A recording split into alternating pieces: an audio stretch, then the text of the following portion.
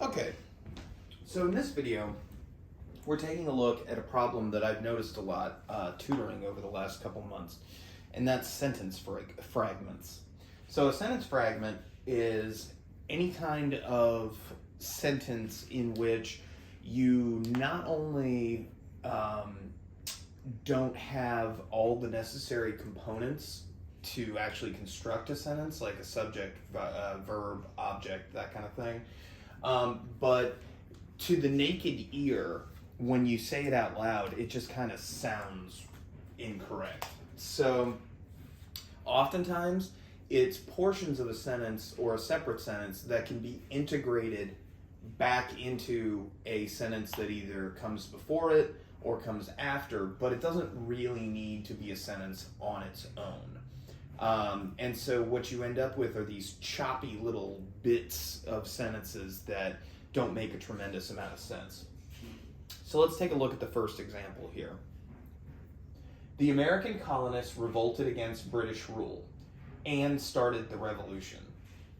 Okay, so the American colonists revolted against British rule. So we have the colonists, more specifically the American colonists, that's our subject, revolted or started an uprising, that's our verb. And what did they do that against? Rule, but specifically British rule. So we have our subject, our verb, and our object. All right, so that sentence is okay. It's not the most lengthy in the world, but it's perfectly fine and grammatically correct as a sentence. So now let's look at the second part.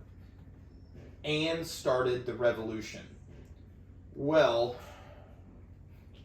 we're kind of missing some elements here. So we've got a verb, started, and what did they start? The revolution. But what we're missing here is our subject. What started the revolution? It's not and isn't a verb. Isn't a noun. So we would either need to add something to this sentence, or more likely what we would do is remove the period here and simply read it as one sentence. So that's always one solution when you're dealing with sentence fragments. So if we take out that period right there, the American colonists revolted against British rule and started the revolution. So without that pause there, without that punctuation, it actually reads quite well. I mean, obviously we need to make that lowercase, but overall, it's a much better sentence when you remove that period and take two sentences, really 1.5 sentences, and combine them into one compound sentence. So let's take a look at the second one here. The pink roses blooming in their pot. Well, roses blooming, and then where are they blooming, or what are they blooming? They're blooming in their pot. So the problem is that this right here isn't really the object. So we have them blooming, and we know that the pink roses are our subject here, but we're missing sort of our object. So, or even a second part of the sentence. So the pink roses blooming in their pot. Blooming in their pot, what? So we need to actually add more to this sentence to make it more grammatically correct. So the pink roses blooming in their pot are beautiful, are ugly, what would be something else? Affect my allergies. So the pink roses blooming in their pot is all kind of part of our subject here. We're missing a second verb and something that the action is acted upon, the object.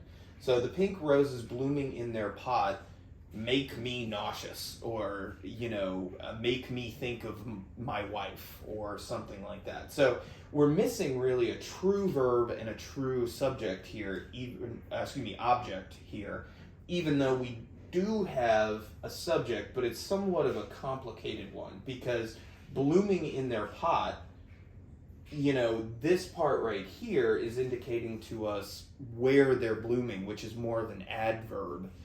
And then all of this sort of represents the subject, because even though we do have a verb and we do have another noun here, they don't really represent a full sentence. So you would have to add more to this sentence in order for it to be grammatically correct.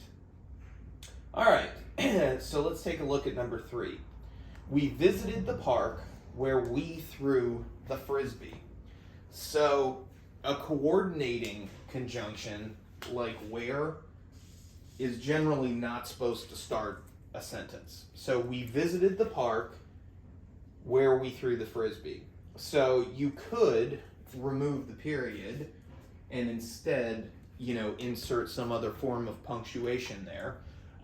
Or you could kind of flip it around and say something like, we threw the park when we visited, or we threw the frisbee when we visited the park. Or when we visited the park, we threw the frisbee. So you could simply remove that as well as the punctuation. But coordinating conjunctions like that should rarely, if ever, and I have not seen a tremendous number of examples that would say that it's okay to do this, but I'm sort of one of those people that says never say 100% never, but it's very unlikely that it's going to be grammatically correct for you to start that particular portion of the sentence with a coordinating conjunction.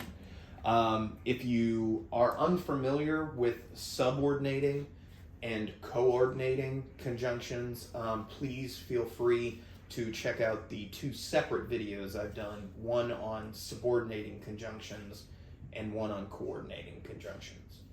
But at the end of the day, make sure that if you have 2 separate sentences, they have a subject, they have a verb, and they have an object, and not just a subject or what appears to be a subject, a verb, and then another noun, like we would sort of have here.